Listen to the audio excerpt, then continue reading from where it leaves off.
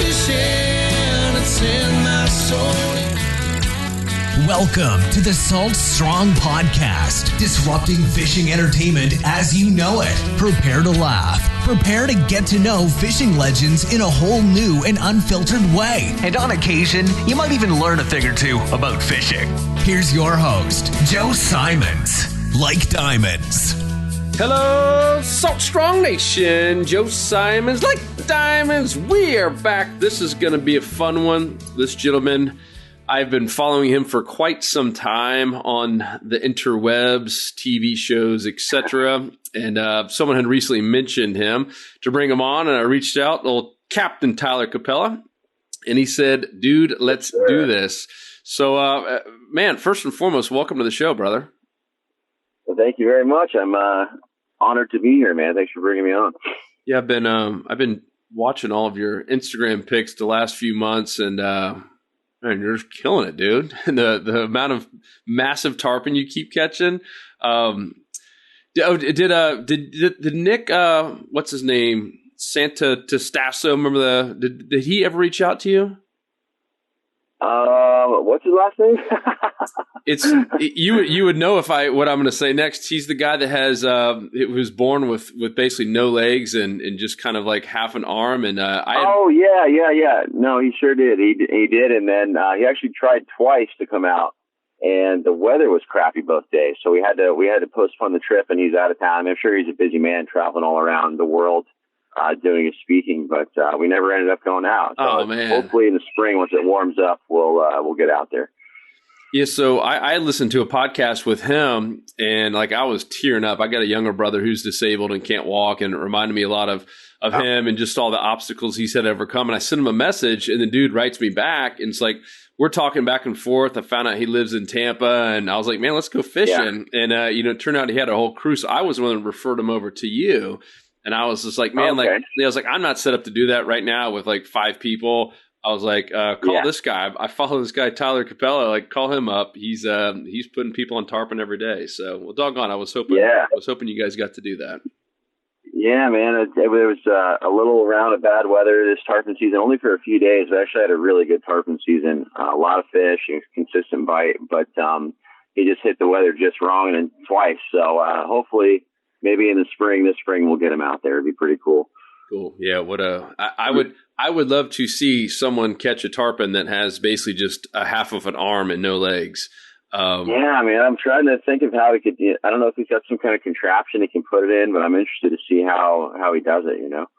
But I mean, that's hard enough catching them with all your limbs. I can't with half of one arm. I can't even understand how to do it. But there's got to be a way. I mean, mind over matter. That's what he's good at. Yeah, I mean, he's bench pressing more than most people I know with just half a limb. The dude's a machine. So let's go back in time. What's the backstory? You were born in Florida, been fishing your whole life. It kind of seems like.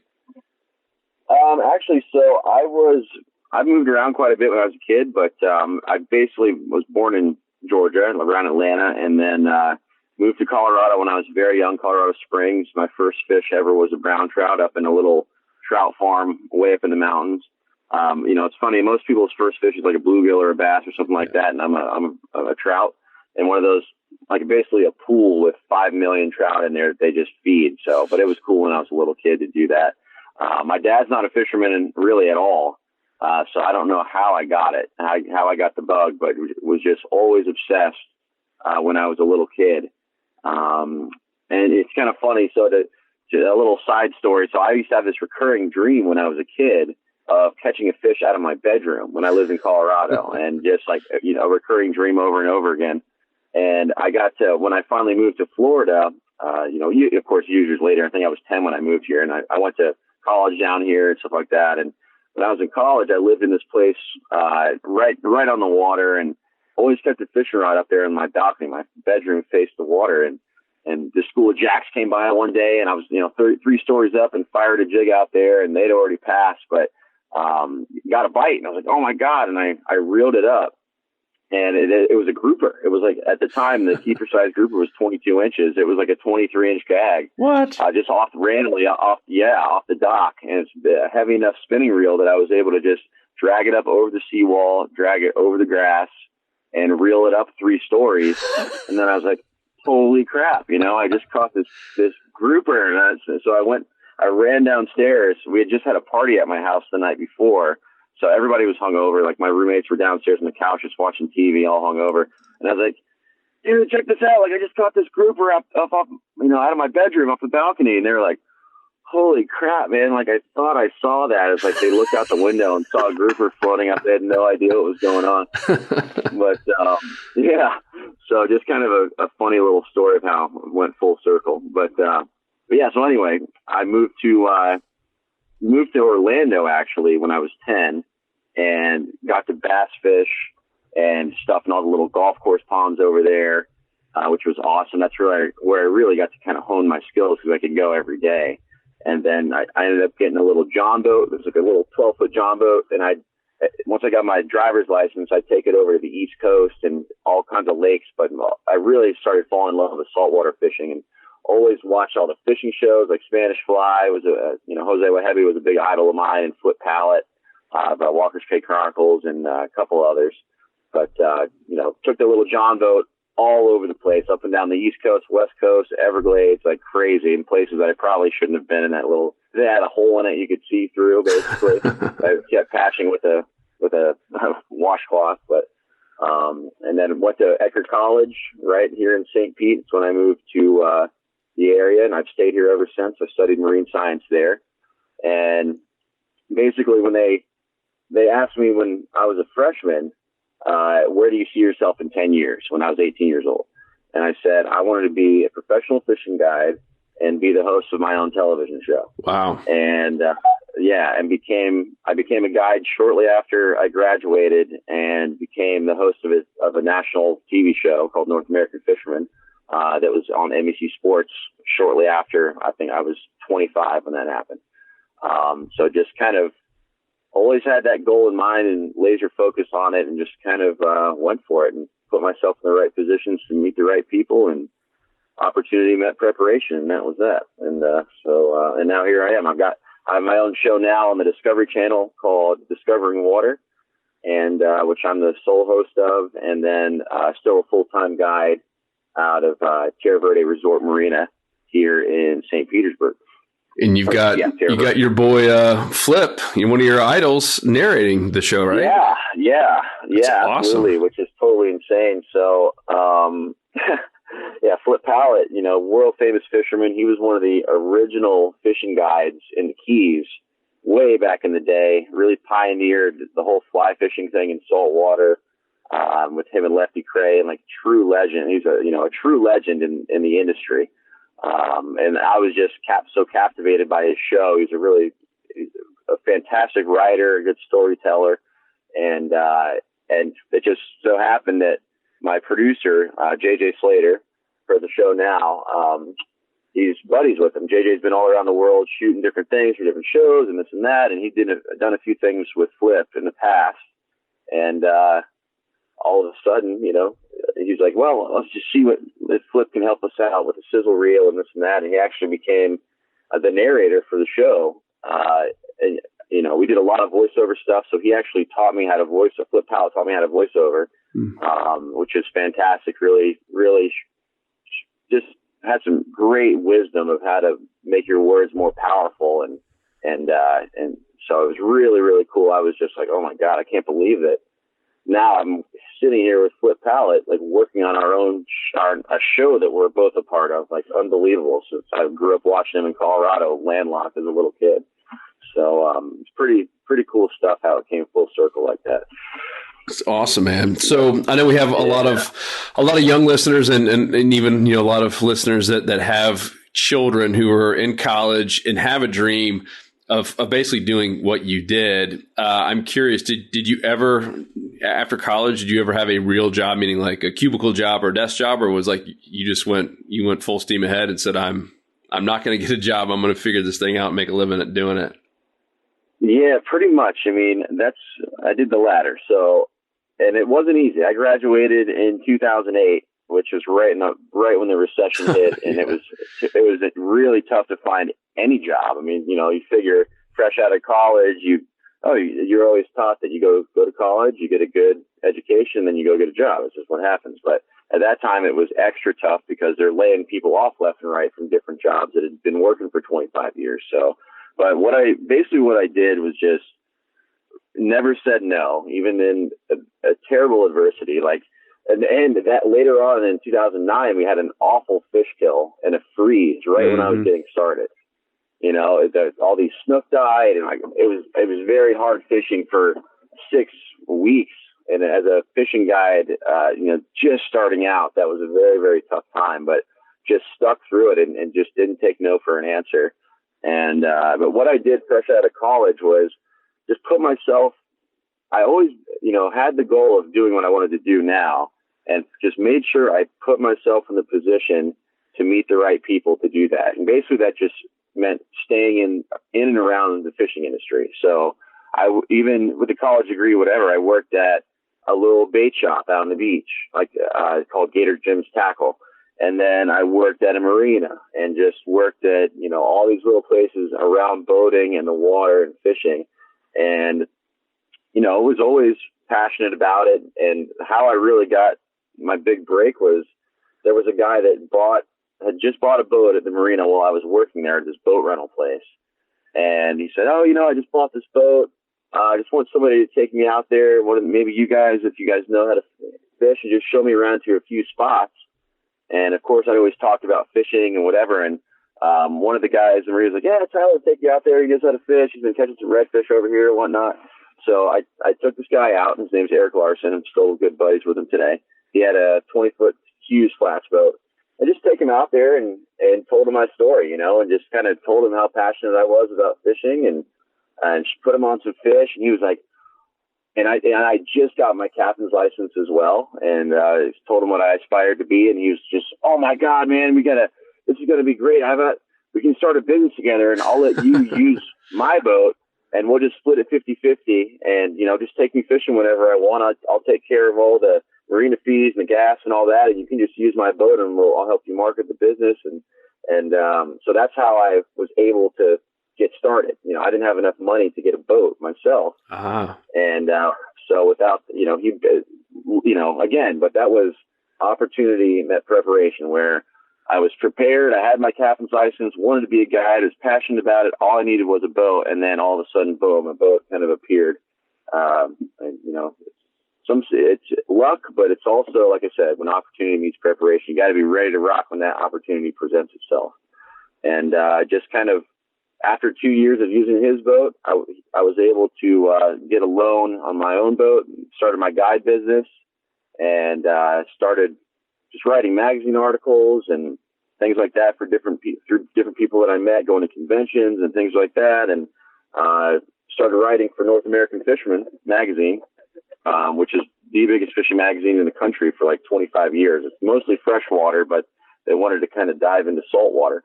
So I started writing for them, and basically, long story short, they sent their camera crew for their TV show down to do a show with me as the featured captain, right here in Tampa Bay. And we absolutely crushed it. We caught tons of big redfish. It was in March of 2012, I think. We got on a ton of reds. We got them in top water. We got big giant sea trouts of like 28 inches. We went out to the Skyway and super lucky and got a tarpon and got it to the boat in March. We went back to the Terra Verde and fished around there. We caught a cobia and all kinds of, caught a couple sharks and things like that. So it was just incredible 2 days of fishing. And I was like, oh man, this is going to be great. I'm going to be on national television and it'll be great for my guide business. And they called me back like 5 or 6 months later out of the blue and asked me to be their co-host of the show with another guy. So that's kind of how I got my start in the TV deal, which is great. And you were 20 something years old, huh? 25? Yeah, man. I think I was 25 then. Yeah, I think that's what it was. Yeah.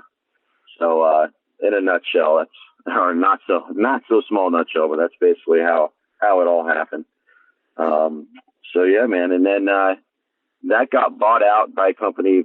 It's a whole nother story, but And now, I was able to get my own so I was the host of their show, which was great. We went to Quebec, way up in the northern tundra, and did some stuff up there for Atlantic salmon. And then we went to Mozambique, Africa, which was totally insane. Went to Panama a couple times for Tropic Star Lodge, catching crazy fish down there, and all over the U.S. And it was just really cool adventure, like dream job. It was my dream job, honestly. It's right there. So it's very, very fortunate to be able to do that. And then the difference with my show now, it's called Discovering Water, is it's basically, I have a huge say. I'm one of the co-producers in the show and have a say on where we're going to go. It's like, hey, the bite's good in the Bahamas for wahoo in November. Like, let's go. We can just go do it instead of having to get approved by all these different people and stuff like that. Instead of me being the host of another show, this is kind of more, my show essentially. That's awesome. And one thing I like about your show that's, I would say, unique is, most of their fishing TV shows, and I'm not talking bad about them at all. Many of them are my friends and we've had them on the show. But they're all like hyper sponsor driven, meaning, it's sponsor stuff everywhere and product placement. I've noticed with yours, it seems like there's just kind of one main sponsor that like you don't have 50 different sponsors that you're trying to pitch and promote throughout the show, which I think is awesome. Yeah. And it's if you guys have been watching, the listeners out there, if you guys have been watching fishing shows for the last 20 years or something like that, the old school shows, like my favorites, say The Hunt for Big Fish, Larry Dahlberg, or Spanish Fly, or Walker's Cay Chronicles are my three favorites, I'd say, the old school ones anyway. There were no blatant marketing stuff. There wasn't any kind of blatant marketing in there like, oh, check these Costas sunglasses. I sure can see these fish well. Without these Costas, I wouldn't have caught that fish, or whatever. Just the blatant product placement. The whole show, a lot of times now, and it's getting more and more like this, just turns into a giant infomercial, which I understand why, because you gotta, you have 10 sponsors and they're all paying you money for a certain, the reason they are sponsoring is so they can promote their product, which, so you can use it on the television show. That's just the nature of the beast. But, it's gotten just so crazy lately with, you basically, on a lot of these shows, you have 3 or 4 minutes of actual content, and the rest is just a straight up infomercial for the product, which is, there are still some good shows out there, but a lot of them are just so blatant marketing. If the whole thing's an infomercial, it's really tough for me to watch some of them nowadays. So what's really cool about Discovering Water is that we have one sponsor. It's Gulfstream Yachts, and the guy, Gulfstream owner, basically just wanted us to go out there and make a quality content-based driven show. And that means we don't have to push his boat in the show. We have commercial breaks, which is what that's for. And we can just go out there and focus on not just the fishing, but we also do diving and off the boat adventure stuff wherever we travel. We would go up into the jungle or explore blue holes in the Bahamas or whatever we're doing. Do some really cool travel adventure kind of stuff. And then we have a culinary portion as well, where we're going to get out and really explore the local cultures and dive into their native food, not just sitting at some lodge somewhere eating a nice meal, talking about the fishing that we just did that day. It's actually, say if we went to Costa Rica, but like way off the beaten path in Costa Rica, not one of these big lodges, and really, go up into the jungle and talk to people that actually live there and experience how they live and eat the food that they eat. So you really dive into the place that we're going with, and we're bringing the viewer with us as we're doing that. So whether we're catching blue marlin down there, or like Bahamas bonefish, or spear fishing for hogfish, or whatever it is, it's kind of an encapsulation of the area we're in. We're really trying to give people a flavor of that area, rather than just, a lot of people go to a resort, like, say I went to the Dominican Republic and went to this resort. Well, you haven't really been to the Dominican Republic. You were basically in a little bubble of America, or basically in that place. You didn't, yes, physically you were there, but you didn't really experience that place, how it actually is, you know? So that's kind of what we were trying to do with our new show, and it captivates people. It's kind of, you know, it's kind of like Anthony Bourdain. He was kind of an influence, you know, I never met him, honestly. And, it's tragic that he died just recently, but, he was kind of an inspiration to the show of how he would go to these places that you think, you know, and then, re-experience the whole thing a totally different way. The food and the culture and everything. So. Oh yeah, and the crazy drinks and all the other stuff he did. It was a great show. Yeah, exactly. Yeah, so that's kind of what we try to bring to our show, which is really cool. And last season, the first season of Discovering Water, we went to Tropic Star Lodge in Panama. Did some really cool adventure stuff there. We went to Costa Rica and then the Nicoya Peninsula, almost up by Nicaragua, so you know, very far up there. All through the Bahamas in Chub Cay, and then again in where did we go? Blackfly Lodge in the Abacos, all through the Abacos up there, and the Exumas, which is unbelievable. And then we went down to the Keys and Key West, and then Dry Tortugas, and kind of fished out there and dove there some. And we also did a local episode right here in the St. Pete area. And we went scalloping a little north of here, and then we went way offshore, did some diving and fishing and stuff like that out there. And then brought all the fish that we caught in the scallops by boat and paddleboarded into the Don Cesar, and had a celebrity chef cook everything up right by the pool out there, which is kind of cool. That's awesome. Just to give people a local flavor of St. Pete. That's cool. So what? But yeah, man. I asked Tom Rowland on the show the same question. What do you think this whole fishing TV show thing looks like in just 5 years? I mean, I know you don't know the answer, but obviously you're investing a lot of money and time into it, and you still have a crap load of eyeballs. You're on Discovery Channel. Is it going to look the same, or is it going to be all streaming somewhere, or is it going to all be on? Well, what do you think? Yeah, so it's definitely not what it used to be, right? So if you were part of the ESPN lineup on Saturday mornings back in the 90s and early 2000s, that was like, you know, that was pretty much the only block of outdoors programming that there was at the time. And then there was TNN, which isn't even a network anymore. But there wasn't. Now there's like the World Fishing Network and Fishing this and Fishing that. There's like a million outdoors channels, and it's just so saturated. And the thing is, I think it might have been in 2000, don't quote me on this, but right around 2015, online viewership for outdoors programming surpassed television, right around there. And the trend is continuing in that direction. So fewer and fewer people are watching online stuff, outdoor stuff on TV, and more are going towards online. And that trend is only going to continue. So, I mean, basically, I still think to be legitimate in this world, you need to have a quality television show, because it looks good for sponsors. It's kind of, you know, the old school mentality. You have a TV show, but you can get just as many, if not way more eyeballs if you market it properly online. And that it's only going to continue. So, I mean, a lot of guys, the thing is like you do a time buy, right? So your sponsors are paying you, and then you have to go out and buy the airtime. The price of airtime is going up, and it continues to go up, and viewership is going down. So it's really not even worth it to a lot of sponsors now to even put your stuff on television. It's just, it's all about eyeballs. You know, you want people watching the show, whether it's online or on TV. And the good thing about online is you don't have to have the typical, you have a 30-minute window, and within there you have commercial breaks. So you're breaking everything up into like a 4.5-minute block of content, and then commercial, and a 4.5-minute block of content, and then commercial.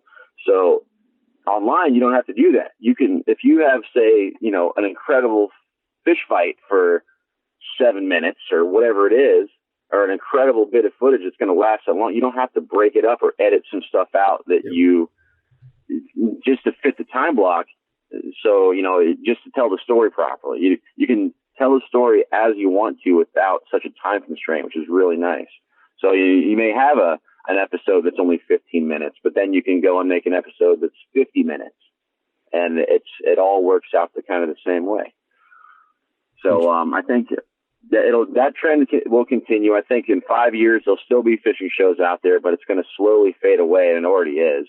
And then it's all go towards online stuff. I mean, Tom Rowland, they have Waypoint TV, yep, which is their online platform. Which we're actually going to put our Discovering Water on that platform probably this upcoming season. Cool. And it may just live there for now on, and may say, the hell with it with TV. We'll see. Yeah, I think the one thing that TV still has going for it is the demographic, right? So let's just take your sponsor. Right. Let's face it, 20 and 30-year-olds aren't buying Gulfstream boats, and they're the same people who've already cut the cord, whereas guys like my dad in their mid-60s and 70s are buying the nice boats. They can afford a $100,000 or more boat or yacht. And they're the ones who are still watching TV. They're still watching the traditional. Exactly. Yeah. So I think as long as that's around, there'll still be a play for it. But this will be interesting. I agree. Interesting to see how it all plays out. I think that you still need it for now, and it's kind of like a bridge to cross, and you'll as long as you still have a TV show for the next 5 years, it's a necessary thing to have. But, everything is moving towards online, and that's where 10 years from now, I don't know, there may not be fishing networks on television anymore. It may all be streaming, and we'll see. We'll see what happens. But that's definitely that's the trend. Well, exciting times. All right, let's flip the switch a little bit and talk fishing tips. You and I chatted offline about the grouper moving in here. It's in wintertime. Opportunity to catch a lot of these gags inshore now. Any obviously not sharing spots, but in terms of depth, certain types of structure, best tides, best type of lures, I assume you're using, or if you're trolling for them, or if you are using cut bait or live bait, what are some good tips for grouper inshore grouper? Okay, sure. Yeah, so I mean, basically, and historically, anytime the water starts cooling down, which is typically in October, when the water starts getting into the 70s. Now, this year it lasted all the way to mid-November. The water was in the 80s. It's insane, but it's crazy. But when it starts cooling down in the fall, grouper come in from offshore, and there are actually always some grouper in the bay, and you can catch some big ones in the summer. And I've caught 15 plus pound gags in the bay in August, September, October. So don't think just because the water's hot that they're not there, because they definitely are. There are some. But when it cools down, you typically get a big push of gags from offshore and the nearshore wrecks and stuff. And that look coming in, feeding on the bait fish, especially. So, of course, they eat grunts, they eat big pinfish, and a whole host of smaller fish. But the best bait by far, and I think a lot of other captains in the area will tell you, is the biggest threadfin herring you can possibly get. I mean, the ones you use for tarpon or whatever, the really big threadfin herring. There's something about the way that the threadfin swims, and it's big and silvery and puts out a lot of vibration, that if you get a big threadfin in the zone of a gag grouper, he's going to eat it. I mean, it's just like, in my opinion, that is by far the best live bait for inshore gags, is a big thready. And, you can definitely troll for them as well. People use the big man stretch 25s, all different colors. Just something loud is what big and loud. The grouper will eat an unbelievably big bait. They're very, very aggressive fish. And they're mean. They're probably the meanest fish out there, really, in my eyes, at least in this area. But big trolling for grouper, you use the big man stretch 25s or something similar. I've also seen guys, I've never done this, but you can troll big like jigs, like a plastic big grubs with a swirl tail on them on like a planer, maybe like a 3 or 4 ounce jig head, and then put that on a planer so it gets down there like 30 foot plus, something like that. And I've seen guys catch them that way too. But you can also there's certain bridges and rock piles that are out, some deeper hard bottom structure out there in Tampa Bay. And in all the cuts, every single bridge is going to have grouper on it at some point. I've caught them and seen guys catching them with big kind of like sluggo, the big straight plastics on like a 2 or 3 ounce jig head, or like a hoagie is another good example. Or like a big bucktail, something like that, and just bouncing it around the bottom, and all of a sudden, just boom, you just get whacked. So, but it's pretty aggressive. I mean, they like it moving fast. They like something with a lot of action and a lot of vibration. And don't be scared to. You really absolutely have to have heavy tackle. I mean, if you really want to seriously target grouper, at least 60 pound. I mean, 65, I use 65 braid and 80 pound leader, and you can easily go up to 100 pound braid and 100 pound leader if you wanted to. Or even wire if it's like crazy, or cable if you're in a really heavy cover.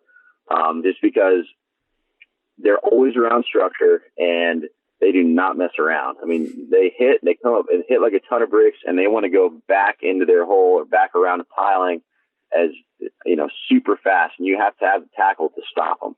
And, I mean, some of these big gags that are in the bay, you just can't stop them, even with 100 pound and like the heaviest spinning rod that you have.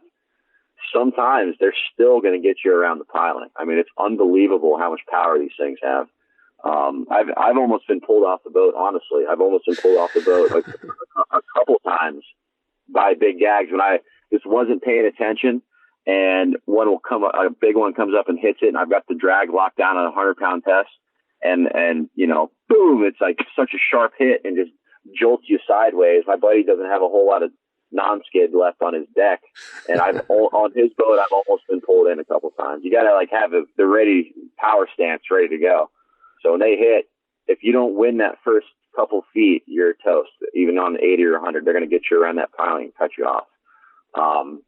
I mean, you historically would think that they're going to be in 40, 50 feet of water or whatever out in the bay. And that is true. They're out there in the Egmont Channel all up and down, especially if you can find a ledge or some kind of rocks or a wreck or something like that out there.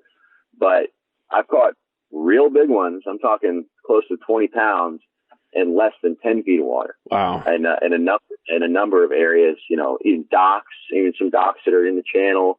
A couple bridges, there's a few of the bridges, like the fenders and stuff like that. Anywhere where there's lots of structure, it's this time of year especially, you can find lots of big gags.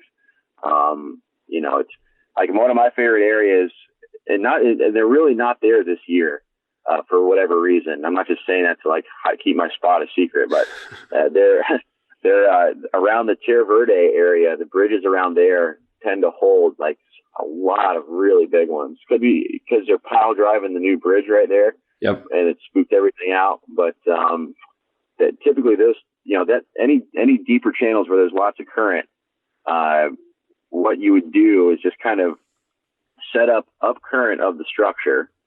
And I don't like to put weights on my baits, honestly.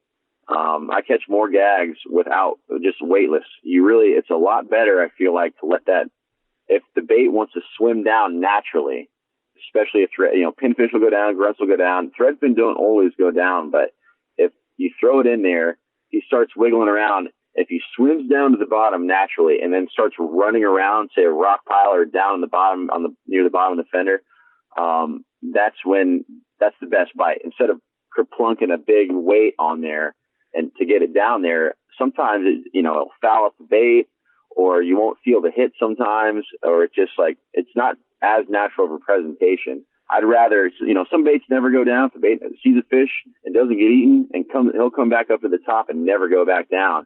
Then I'll just take the bait off and get another one, just get that fresh bait that's disoriented and get him in there. I seem to have a lot more luck, and you can catch more fish out of the same spot if you're not clopping them with the big weight over and over again.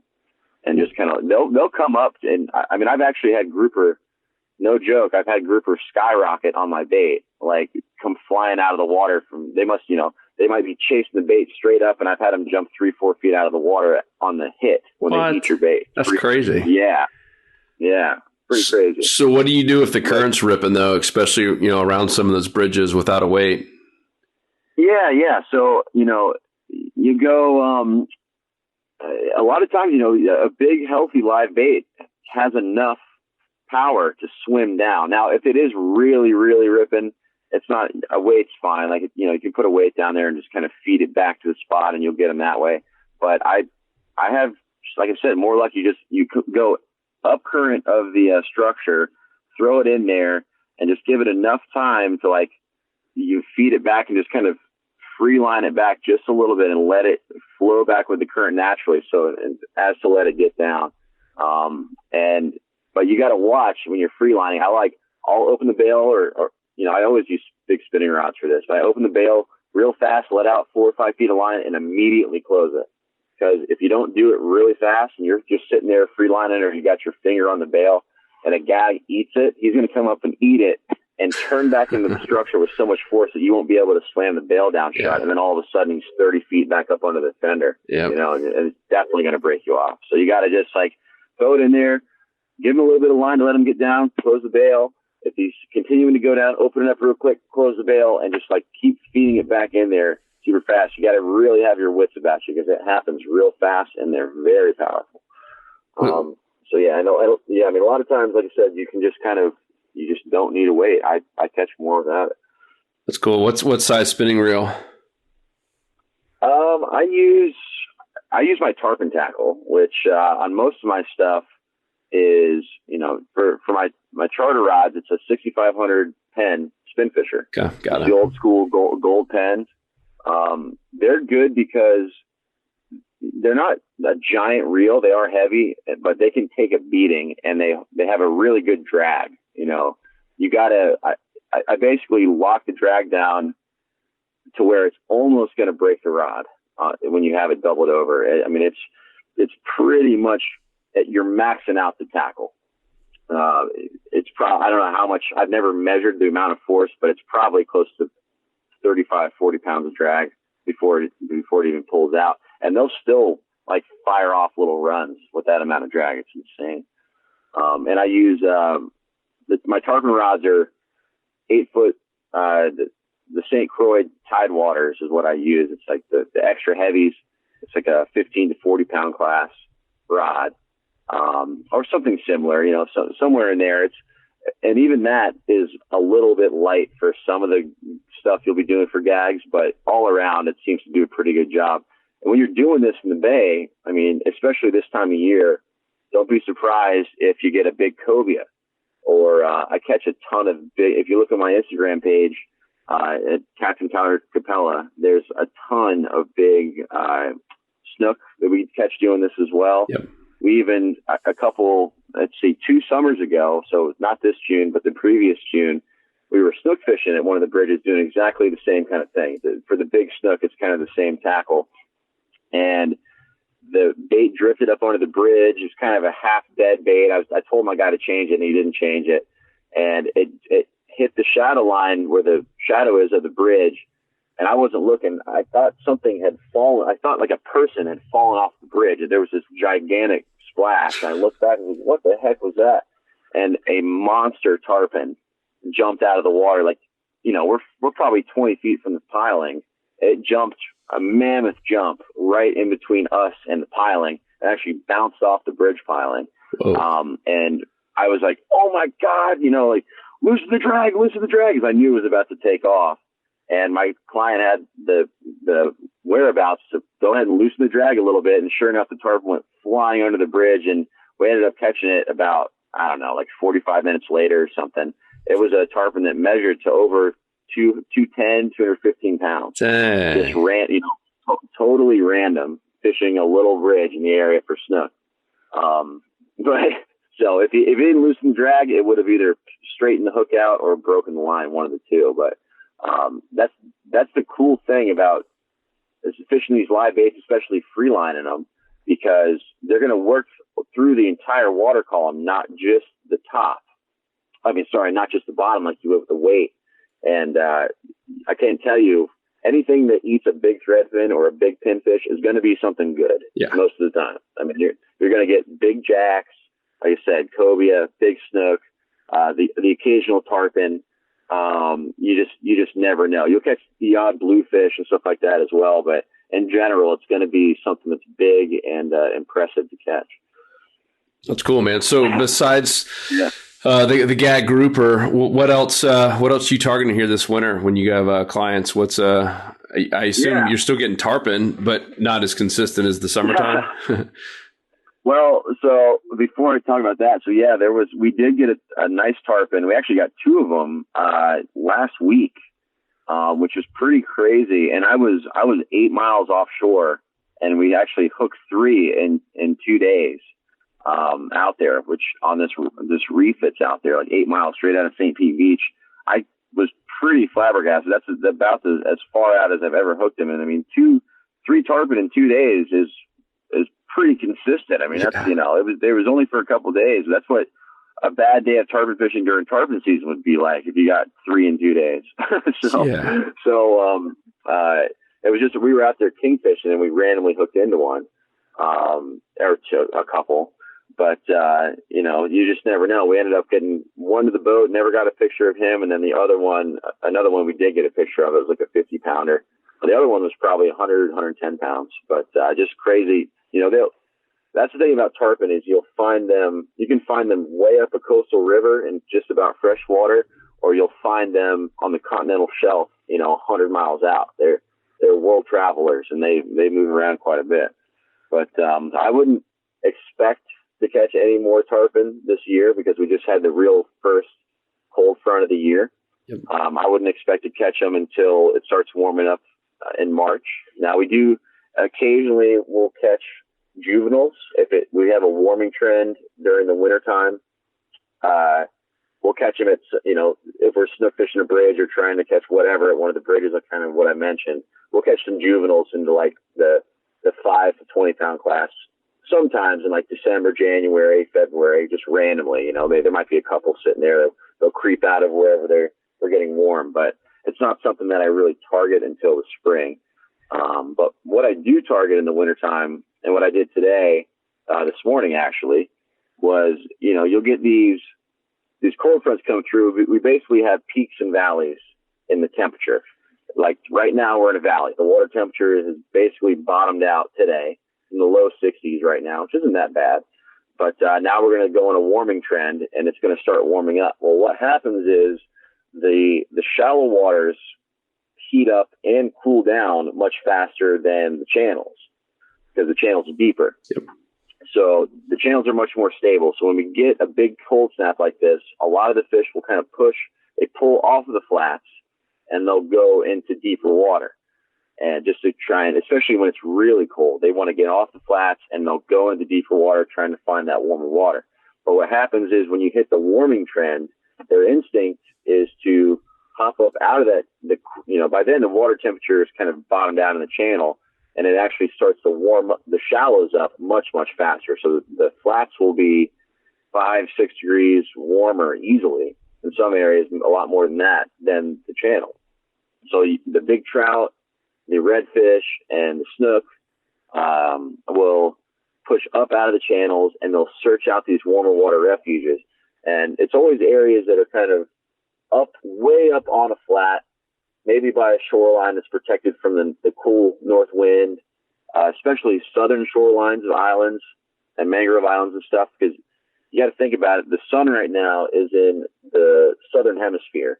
It's not straight overhead, even in the middle of the day. It's on the south. So these southern shorelines, the sun's kind of beaming in on these areas. There's no shade.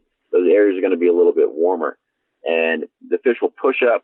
If you can find say if all the flat is a foot deep or so, more or less, everywhere, if you can find a hole that's 2-3 feet deep, something like that, way up on these flats, half a mile up on the flat, it's on one of these southern shorelines and one of these potholes, the fish will go up over the flat and they'll go and they'll sit in these potholes.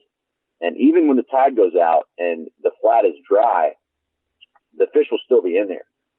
And they can be, when it's, the colder it is and on the warming trend, the more concentrated the fish will be in some of these holes. I mean, I've gone back into some of these coves and stuff like that around here and pockets and stuff, and you will literally see 2 300 fish of snook, trout, and redfish a lot of times, just all stacked in together, trying to get warm. And generally, it's not the small ones that go up in there. It's kind of like, I feel like it's their instinct.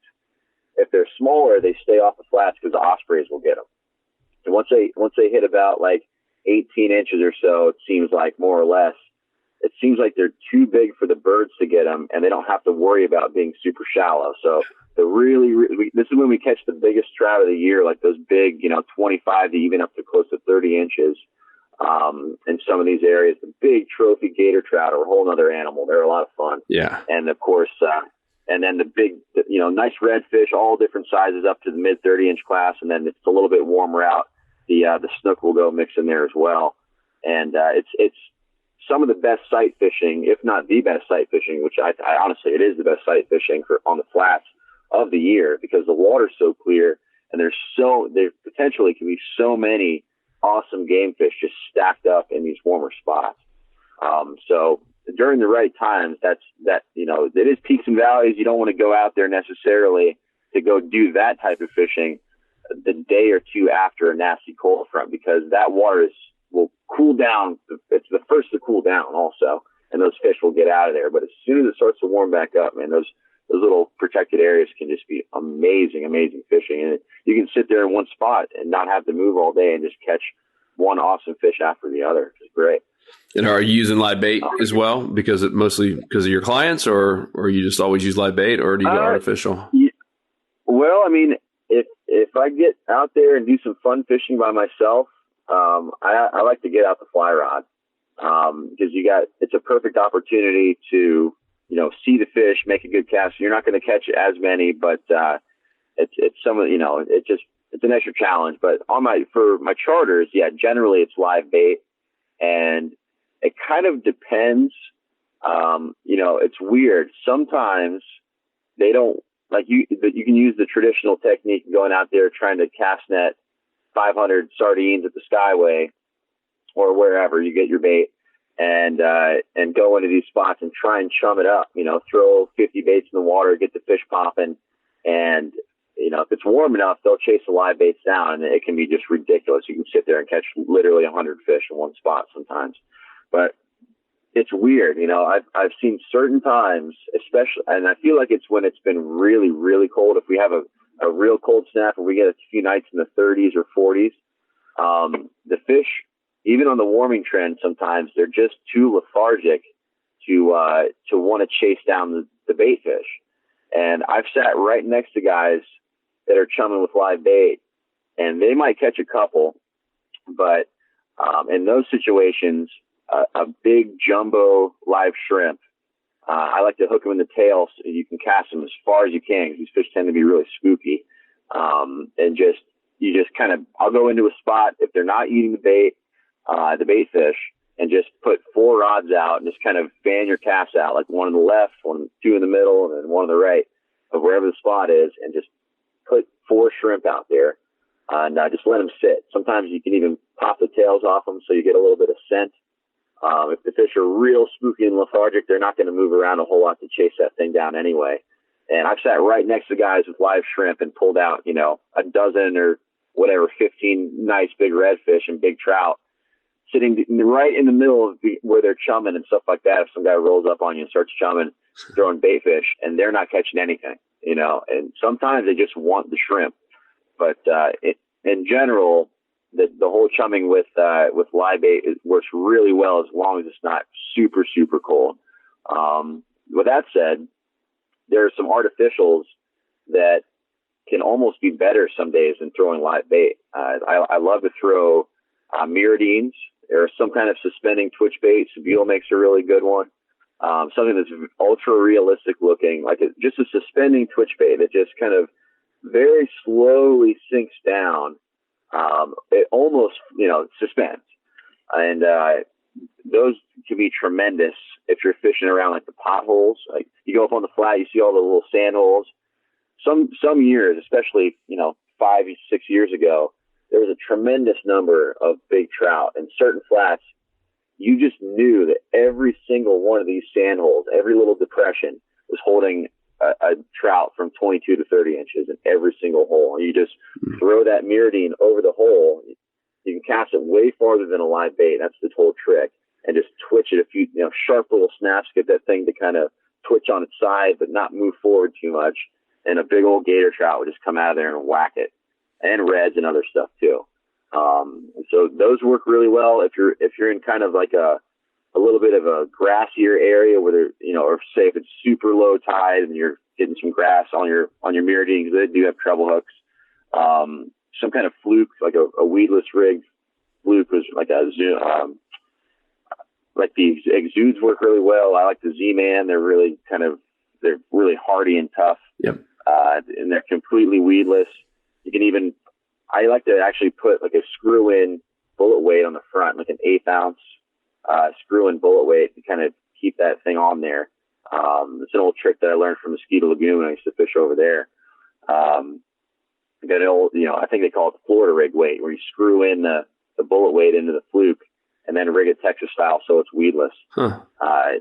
Those work really, really, really awesome as well. And sometimes, if it warms up a little bit and like the water gets into the mid 60s on a flat and you're trying to catch reds, if they're schooled up, bait's the way to get them. But if they're scattered out over the flat, like if you see one red here, one red there, a couple reds here, a couple reds there, kind of mixed in. A lot of times they're swimming with the mullet.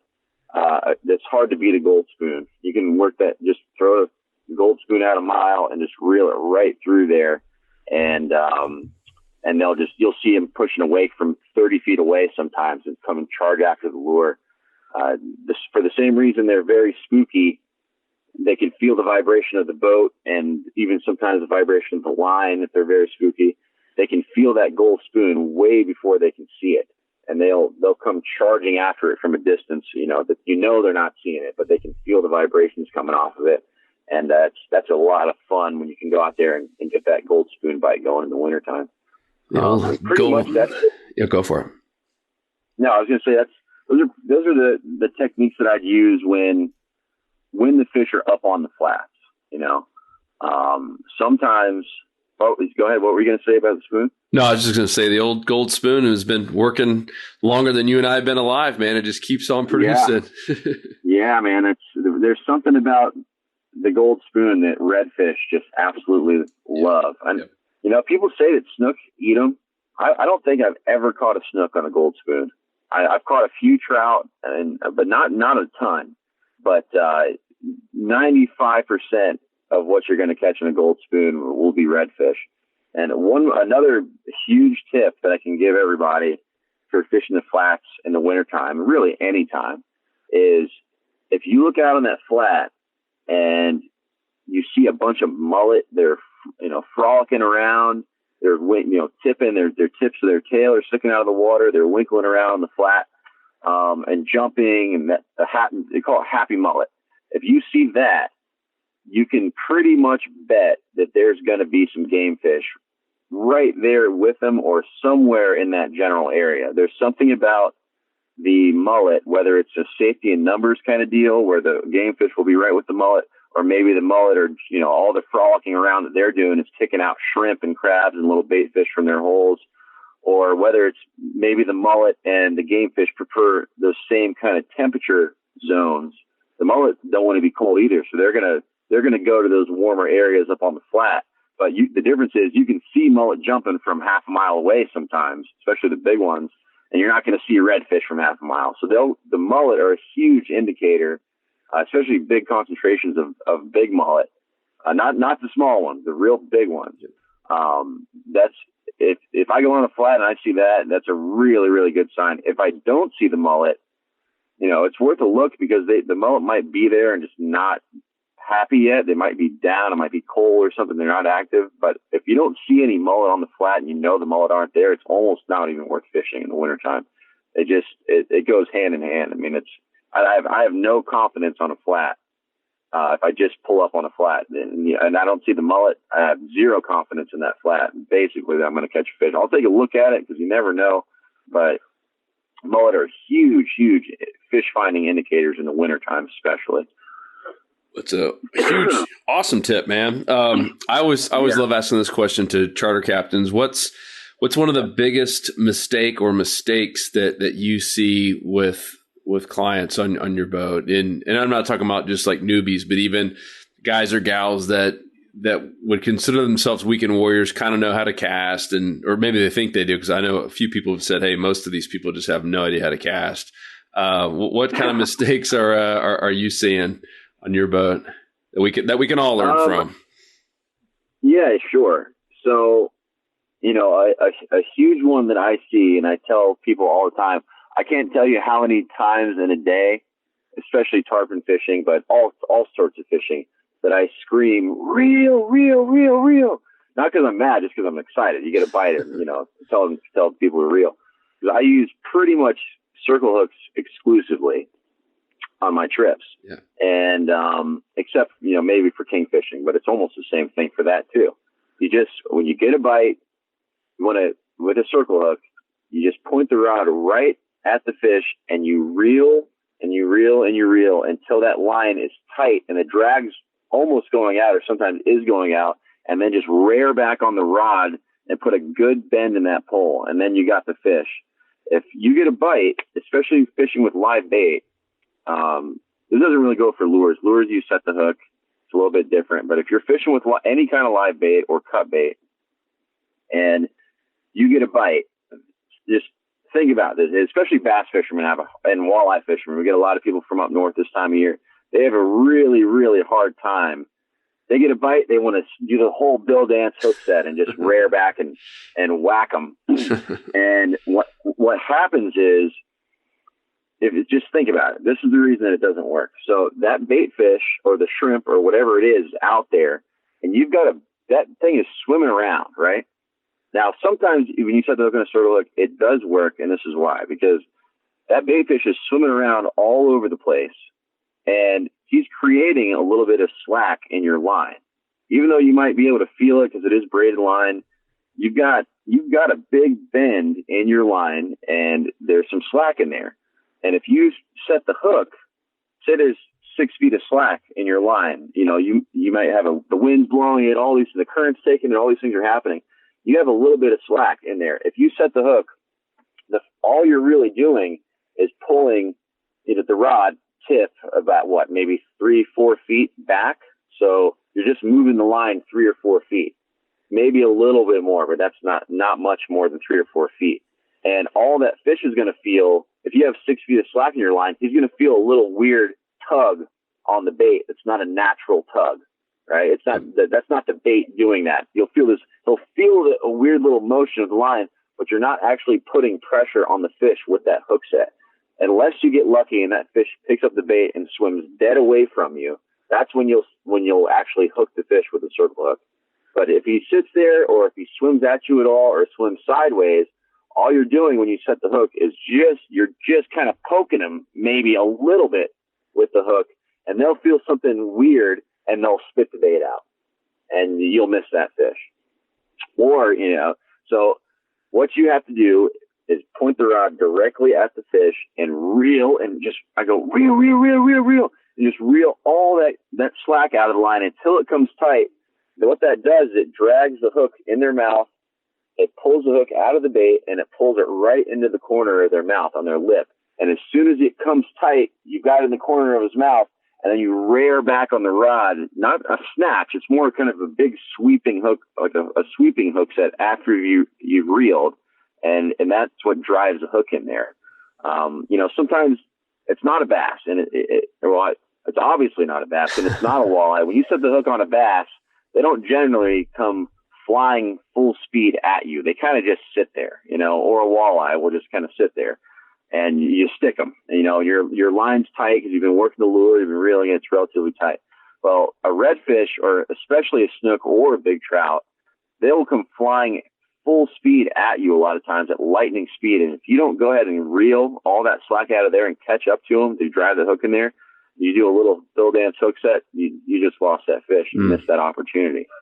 So the number one thing, and it's hard to do, I can say it over and over and over again in my boat, but if you've got a lifetime worth of fishing experience doing something one way, I can tell people all day, you get a bite, don't set the hook, just reel.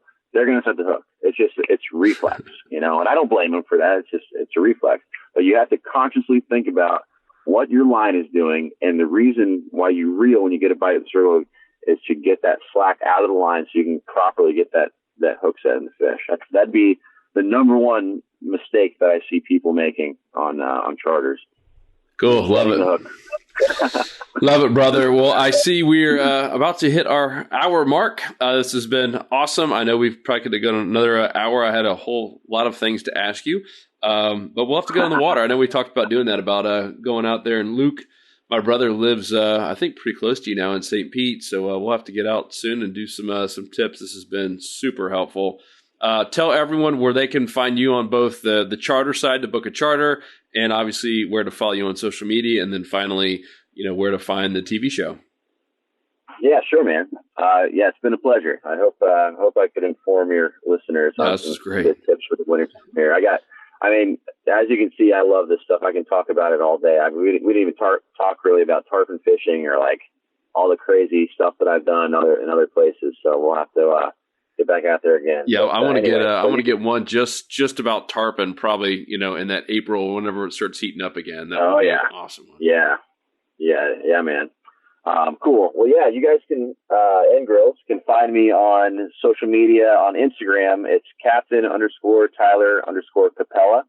The last name is spelled Kapela. My phone number is the easiest way to reach me, either via text or call me for a fishing trip. It's Hit and Run Fishing Charters. Hit and Run is the name of my fishing charter company.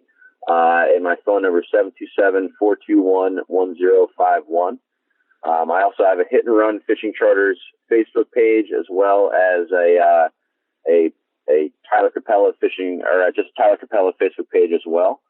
And my website, which I honestly don't even hardly use my website anymore. It will send me a notification if you go ahead and book a trip on my website. But I do so much of my stuff now is via Instagram and social media. I barely even use it anymore. But my website's InshoreFishTampaBay.com, all one word. So that's Captain Tyler Kapela on Instagram, and Hit and Run Fishing Charters on everything else. And then what about the show? When does that air? Of course. So, Discovering Water is the name of the show. We have an Instagram page, Discovering Water TV. It's got and Facebook page. It has a lot of cool little shorts from the show from last season. You can find it. It should be on Amazon Prime, as well as the Discovery Go app if you have that. And of course, all the full episodes and a bunch of shorts and stuff are on YouTube as well. If you go to our YouTube page, Discovering Water, you can pretty much find everything right there. And the second season will be set to air. We're going to start shooting it again here in about the next couple weeks. We should be ready to go by, we're thinking the second quarter, but might be the third. We'll still see. We haven't solidified that yet. So be looking for us. I'll give you an update, when we get out there in April and do a tarpon thing. It'll either be the second quarter or the third quarter on the Discovery Channel on Sunday mornings at 8:30 a.m. is the main time that it airs. But I'll be updating that, kind of letting everybody know on my Facebook pages and stuff like that once we get a little bit closer. Awesome, brother. And we'll do a whole blog post, so we'll have links to all that. I know a lot of our listeners listen to the podcast while driving, so we'll make sure to put a link to his site and Instagram, phone number, all that stuff. And that'll all be at saltstrong.com/podcast, where we keep all the podcast episodes. That's saltstrong.com/podcast. But definitely follow him if you guys want an amazing trip in St. Pete, Tampa, Hillsborough, Pinellas area. Definitely look up Captain Tyler. The guy is always putting people on fish. And just, man, I'm having a blast living vicariously through all the big fish you're catching through Instagram. I'm not getting to fish as much as I want right now with 3 young kids and just kind of a hectic couple of months. So I'm looking forward to getting out there with you and hopefully doing some footage. Super, super helpful. You never know when you get the TV host on what you're going to get. But this was awesome. We got some really amazing stories, and I know you only touched on the tip of the iceberg on that, and then some really awesome tips. That was super, super helpful on both the gag grouper and just fishing the flats in the wintertime. Good stuff, brother. Yeah. Oh, cool, man. Well, I appreciate it very much. Thank you for the opportunity. Yep, and thank everyone. If you made it this far, you guys rock. Please go follow Tyler, and then obviously subscribe and leave a review for the podcast in iTunes or Stitcher, Spotify, wherever the heck you might listen. We really appreciate it, and we'll talk to you on the next episode. We out. Peace. See ya. 'Cause fishing, it's in my soul.